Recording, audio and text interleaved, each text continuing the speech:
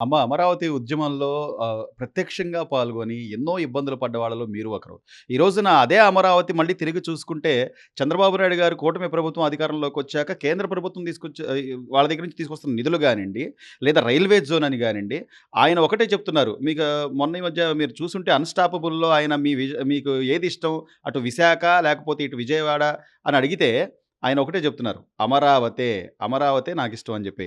అంటే అంత ఒబీడియంట్‌గా లేకపోతే అంత ఇదిగా ఆయన తీసుకునే నిర్ణయాలు గానండి, ఇక మళ్ళీ గతంలో జరిగిన అనేక రకాల ఇబ్బందులు వీటన్నిటిని అధిగమించి అమరావతి విరసిల్లుద్ది అనుకోవచ్చంటారా?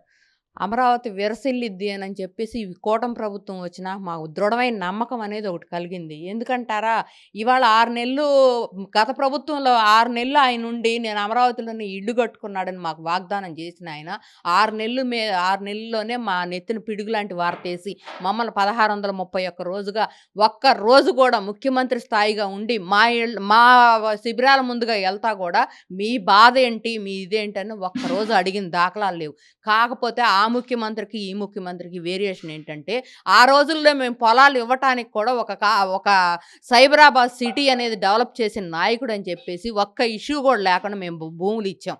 అదే నమ్మకంతో మేము ఆయన 1631 రోజుగా మేము అక్కడ శిబిరాల్లో ఉద్యమాలు చేస్తున్నా కానీ మా దగ్గర భూమి తీసుకొని మమ్మల్ని వాళ్ళు రోడ్లు పాలు చేశారు.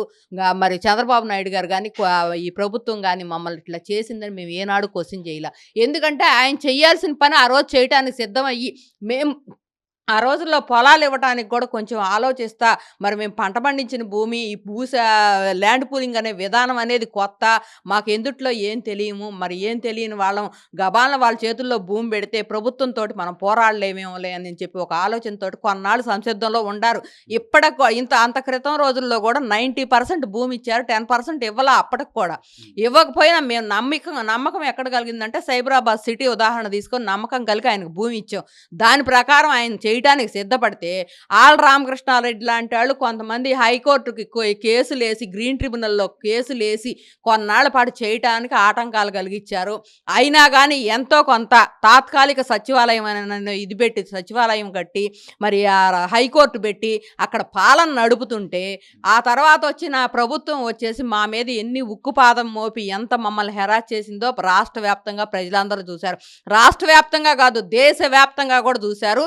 ఆ విధంగానే అమరావతి అని మా తొలి ఎజెండా పెట్టుకొని మొన్న ఎన్నికల్లో మేము క్యాంపెయిన్ చేస్తుంటే అమరావతి రైతులకే మా మద్దతు అని చెప్పేసి ఏ విధంగా అయితే అమరావతి ఎజెండాగా మేము వెళ్ళామో 164 సీట్లు నాకు 151 అంటే 175కి 175 అనే మాట మాట్లాడినా కానీ మాకు 151 వచ్చింది. మీరేంటి మమ్మల్ని చేసేదని అహంభావంతో చేసిన గత ముఖ్యమంత్రిని దించడానికి అమరావతి రైతులే ముఖ్యంగా కంకణం కట్టుకొని ప్రతి ఒక్క నియోజకవర్గానికి మేము క్యాంపెయిన్గా వెళ్ళి మాట్లాడితే, అమ్మ మీరు కష్టాలు చూసాము, మరి ఈ ప్రభుత్వం మిమ్మల్ని ఏం చేసిందో చూసాము, అమరావతి అనేది డెవలప్ అయితే ఎట్లా ఉంటుందని చెప్పేసి అమరావతి ఒక్కదానిలోనే మరి ఇక్కడ చేశారని చెప్పేసి గత ముఖ్యమంత్రి చంద్రబాబు గారిని అప్పుడు హేళన చేశారు.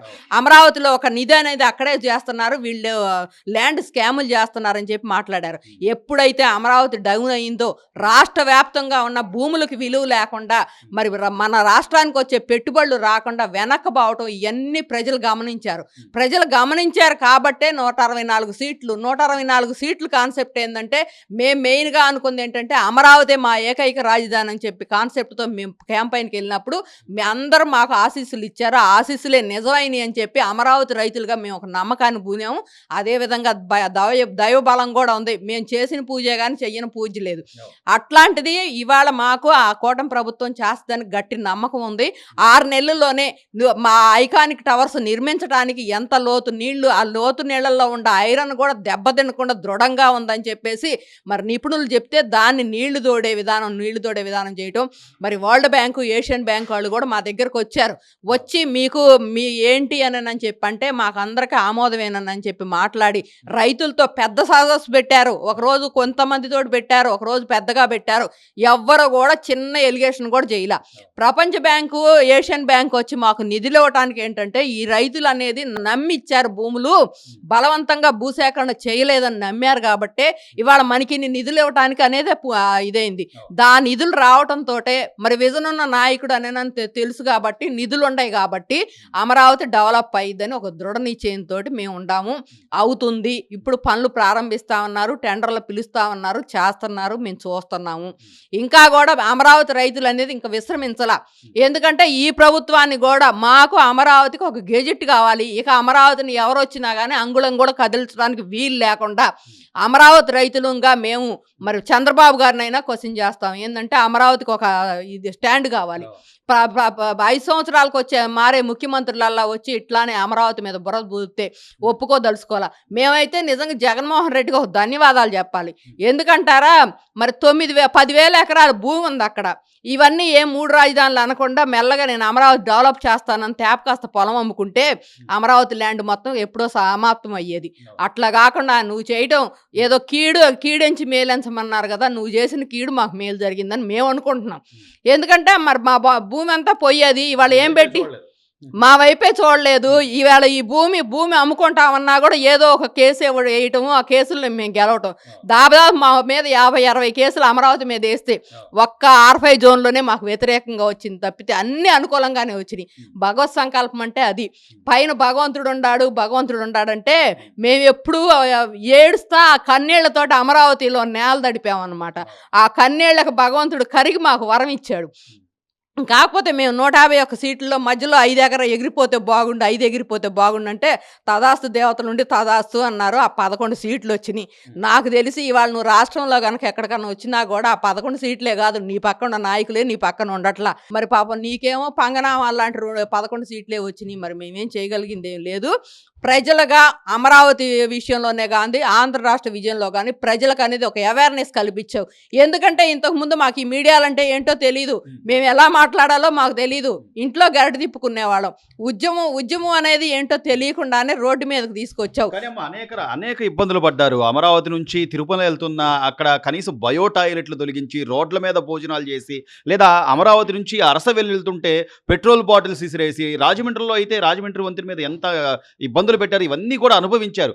అప్పుడు జరిగిన ప్రతి ఒక్క సంఘటన ఇప్పుడు తలుచుకుంటే నిజంగా ఈ విజయం, లేకపోతే ఈ రోజున ప్రజల్లో వచ్చిన మార్పు అనేది కేవలం అమరావతి రైతుల వాళ్ళ ఇబ్బందులు కానివ్వండి, వాళ్ళు పడ్డ కష్టాల నుంచి వచ్చింది అనేది ఈరోజు అనుకోవచ్చు అంటారా? 100% అనుకోవచ్చు. ఎందుకంటారా, ఇంతకుముందు మేము అమరావతికి భూములు ఇచ్చామంటే ఎందుకు ఇచ్చారో వీళ్ళు బిల్డింగులు కట్టుకుంటున్నారు, మరి అమరావతికి భూములు ఇచ్చినందుకు గవర్నమెంట్ డబ్బులు ఇచ్చేసింది ఇంకా అని కొంతమంది మా మీద అవాకులు చవాకులు పేలేవాడు. ఎప్పుడైతే ఈ ఉద్యమం వచ్చిందో ఉద్యమంలో ప్రతి ఒక్కళ్ళం మేము మా మౌత్ ఇది ద్వారా మేము చెప్పడం మొదలుపెట్టాం. మేము ఫ్రీగా భూములు ఇచ్చాము, మేము ఎటువంటి రూపాయి తీసుకోలేదు, మాకు వచ్చిన గజాల్లో కొంత అమ్ముకొని మేము ఈ కొనుక్కున్నామని చెప్పేసి మేము ఎక్స్ప్లెయిన్ చేస్తుంటే రాజకీయ నాయకులు చేసేదానికంటే కూడా అమరావతి రైతులు చేసే ప్రసంగాలకు వాల్యూ ఉందని చెప్పేసి మమ్మల్ని ఎన్నో స్టేజ్లు ఎక్కించి మరి 47 రోజులు తిరుపతి పాదయాత్ర చేసామంటే ఇల్లు వాకిళ్ళు వదిలేసాం. ఇక అప్పుడే మాకేం గుర్తురాలా. మరి కంటిన్యూగా 47 డేస్ అక్కడ పార్టిసిపేట్ చేసాం. ఎప్పుడైతే అమరావతి రైతులకు మద్దతు వచ్చిందో ఇక లాభం లేదు, అమరావతి పాదయాత్ర అనేది ఇంకో దాన్ని మొదలు పెట్టంగానే ఉక్కు పాదం మోపాలని చెప్పేసి ఇక చివరి స్టెప్ అనమాట. పెట్రోల్ ప్యాకెట్స్ అనమాట, వాటర్ బాటిల్స్, చెప్పులు, దానిలో ప్రత్యక్ష సాక్షి నేను. మాకు దగ్గరలోనే పెట్రోల్ బాటిల్ ప్యాకెట్లు అనమాట, పెట్రోల్ ప్యాకెట్లు వచ్చి పడితే ఇక ఆ రోజుతోటి మరి ఏదో ఒకటి మరి అరాచకాలు జరుగుతాయేమో, ప్రాణ నష్టం అన్న జరగకుండా ఈ పాదయాత్రను ముగించాలని చెప్పేసి మా జేఏసీ వాళ్ళు చేసిన దానికి ఇంకేముందో వెనక్కి తగ్గారు. ఏమి లేదు, అమరావతి రెండో పాదయాత్ర మాత్రం రాజమండ్రి దగ్గర నుంచి వైజాగ్ వెళ్తే గనక ఈ 11 సీట్లు కూడా వచ్చేవి కాదని నా నమ్మకం. అదే విధంగా కంటిన్యూ అయితే మాత్రం ఈ 11 సీట్లు కూడా వచ్చేవి కాదు. ఇక ఆ 11 సీట్ల కోసమైనా మనం పోరాడాలని చెప్పి మా మీద అస్త్రశస్త్రాలు ఉపయోగించి కేసులు పెట్టి దాదాపు నా మీద 5-6 కేసులు డెకాయిట్ కేసుతో సహా పెట్టి ఇవాళ మేము డెకాయిట్ కేసు పెట్టినా దడవలేదు. మా మీద హావభావాలు, మా కార్లు ఉన్నాయన్నారు, నగలు ఉన్నాయన్నారు, అవి పెట్టుకున్నారన్నారు, రకరకాల ట్రోలింగ్స్ చేశారు. ఇవాళ వాళ్ళకు చేసిన ట్రోలింగ్స్ ఇవాళ మేము కూడా మరి తిరిగి రిటర్న్ కనుక చేయాలంటే చేయొచ్చు. కానీ వాళ్ళ మళ్ళీ విచక్షణ జ్ఞానం లేని వాళ్ళు రైతులు కాదు. ఈ పాలక పక్షంలో చెడు పోస్ట్ చేయొద్దని అని చెప్పి ఒక నినాదంతో తీసుకొచ్చి చెడు పోస్ట్ చేయకుండా జాగ్రత్త చేసుకుంటున్నారు. అది మా ప్రజల మన్నన పొందుతారు. శ్రీదేవి గారు చివరగా ఆ రోజున ఆ ఉద్యమానికి సంబంధించి మీరన్నట్టుగా అనేక రకాలుగా ట్రోల్ చేశారు. క్యారెక్టర్‌ని ఇది చేశారు. లేతే కోకాపేట ఆంటీలని అనేక రకాలుగా ప్రతి ఉద్యమంలో పాల్గొన్న ప్రతి మహిళని విమర్శించిన వాళ్ళే ఎక్కువ అప్పుడు ఉన్నటువంటి ప్రభుత్వ హయాంలో. కానీ వాటన్నిటిని తట్టుకొని కొంతమంది అయితే అసూలు కూడా బాసారు. ప్రభావతమ్మ గారు ఆవిడైతే పెద్దావిడ ఎప్పుడు ఉద్యమంలో అయినా చక్కగా చిరునవ్వుతో మాట్లాడేది మీడియా వాళ్ళతో. అట్లాంటి ఆవిడ గానియండి, లేకపోతే ఇంకా కొంతమంది వందల మంది ఈ అమరావతిని విధ్వంసం చేస్తారనేది కళ్ళారా చూడలేక అసూలు బాసిన వాళ్ళున్నారు. కానీ మీరన్నట్టుగా కాలం తిరిగొచ్చేపాటికి ఈ రోజున మళ్ళీ ఇంత సస్యశ్యామలంగా అమరావతిలో అభివృద్ధి జరుగుతూ ఒకవైపు మొదటిసారి వస్తున్నటువంటి పండగ ఇది. పెద్ద పండగ మనందరం జరుపుకునేది. సంక్రాంతి పండుగకు అందరూ పిండి వంటలు చేసుకుంటూ పిల్లా జల్లాతో సంతోషంగా ఉన్నారు. ఇక ముందు జరగబోయే అభివృద్ధి గాని, జరిగిన అభివృద్ధి గురించి గాని రాష్ట్ర ప్రజలకు ఏం చెప్తారు? ఫస్ట్ సారి మాకు ఎప్పుడైతే ఈ 3 రాజధానులు అనే ఉద్యమం వచ్చిందో ఆ రోజు మేము చేసుకునే ఇదే పండగ భోగి మంటలు నడి రోడ్డు మీద వేసాం. మరి నడి రోడ్డు మీద మేము వండుకోకుండా ఏం లేకుండా అక్కడ రోడ్డు మీద కూర్చొని ఉంటే చంద్రబాబు గారు కానీ ఇంకొంతమంది కానీ వాళ్ళు అరిసెలు వండుకొచ్చి మాకు పెట్టారనమాట.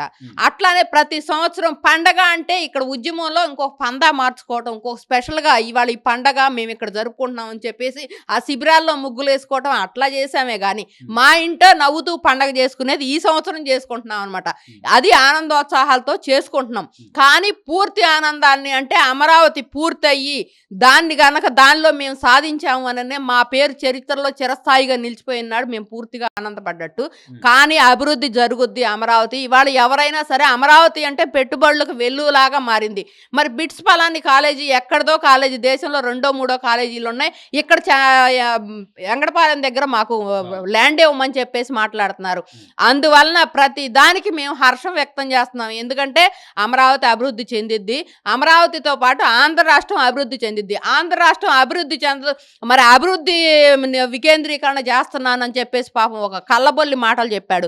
అభివృద్ధి వికేంద్రీకరణ చేస్తానని చెప్పేసి కర్నూలు న్యాయ రాజధాని చేస్తానన్నాడు. కర్నూలు న్యాయ రాజధాని చేయకుండా మరి నేను ఒక్క వైజాగ్ మాత్రమే బాగు చేసి ఏ రకమైన విలాసవంతమైన భవనాలు నిర్మించారో ఏ రకంగా చేశారో మనం అందరం చూస్తున్నాం. ఇప్పుడు న్యాయ రాజధాని కర్నూలు అన్నదానికి బెంచ్ తీసుకెళ్లి కర్నూలులో బెంచ్ పెడుతున్నారు. పూర్తిగా న్యాయం చేసే ప్రభుత్వం ఏదంటే కూటమి ప్రభుత్వం అని దృఢమైన నమ్మకం. నిధులకు కొరత లేదు. ఆంధ్రప్రదేశ్ని అప్పుల కుప్పగా చేసి వెళ్ళాను, ఇంక ఆంధ్రప్రదేశ్ బాగుపడదు అనుకున్నాడు గత ముఖ్యమంత్రి. కాకపోతే పెట్టుబడుల వెల్లువతోటి అభివృద్ధి పదంలో ఆంధ్రప్రదేశ్ తీసుకెళ్తానని చెప్పేసి చంద్రబాబు నాయుడు గారు ఏ రకంగా అయితే పెట్టుబడులు ఆకర్షించడానికి ఐటీ మినిస్టర్గా మరి లోకేష్ గారు ఏ రకంగా కృషి చేస్తున్నారో మీరు ప్రత్యక్షంగా చూస్తున్నాము. ఇవాళ కూడా మేము ప్రతి ఒక్క దానిలో పార్టిసిపేట్ చేయడానికి సిద్ధంగా ఉండాలని చెప్పాము. మరి ఇక్కడిక్కడ మీ దగ్గర భవనాలు అవన్నీ చూసుకుంటా ఉండండి అని చెప్పి వాళ్ళు కూడా మాట్లాడటం జరిగింది. దానికి కూడా మేము సిద్ధంగానే ఉండాం. అమరావతి ఉద్యమం చేసిన ఉద్యమ స్ఫూర్తి మాత్రం అదని చెప్పి మేము దృఢంగా నమ్ముతున్నాము. ఈ పండగ మేము నవ్వుతూ తుళ్ళుతూ చేసుకుంటున్న పండగ, తొలి పండగ, పెద్ద పండగ సంక్రాంతి.